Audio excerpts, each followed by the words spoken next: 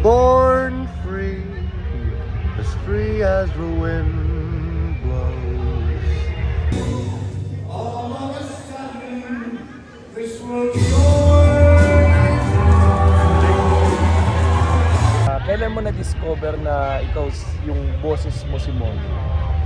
Na-discover ko yung boses ko noong 11 years old ako. Okay, 11 years old ka. Kasi gaya ng sinabi ko kanina dito sa loob ng club ni Mama Alan ng Clowns, na-discover ko yung boses ko. Lumalim yung boses ko nung 11 ako. Ngayon, pansin nyo, medyo may pagkapaos. Oo, grabe, no, grabe. Kasi ang boses ko po talaga husky. Husky. Kaya kung makapagsalita man ako ng ganito sa interview, medyo may pagkagasgas. Pero na-discover ko po talaga ang boses ko noong 11 and 12. Kasi 11 and 12. Tapos ngayon 14 years old ka na, no? kaya nga po doon sila nagugulat. Kasi turning 15 pa lang ako. Okay. 3 taon pa lang ako kumakanta. Wow, grabe. Tapos ngayon, after 3 years, bigla ako napunta sa TV. Naging runner-up pa ako kasi ang nakakatuwa dyan, unang contest, unang on-screen TV na contest na sinalihan ko to, naging runner-up pa ako.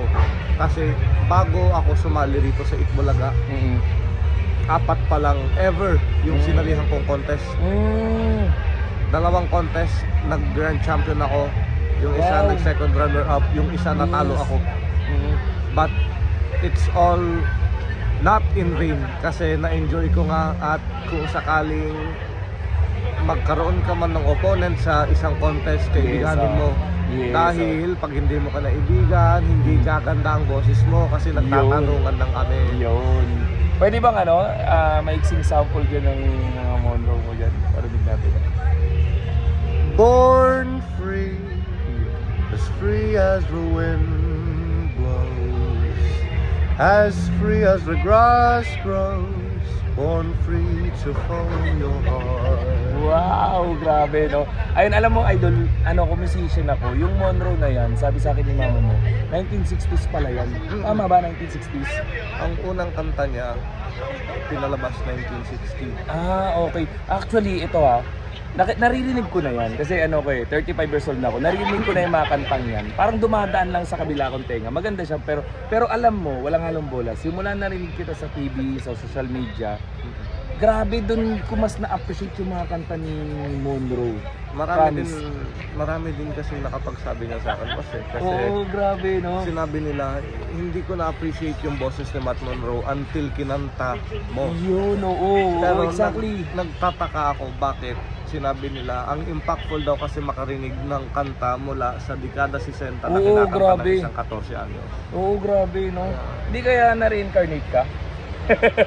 Kung ma-reincarnate man ako, baka si Jose Marichan yan, buhay pa nga yun.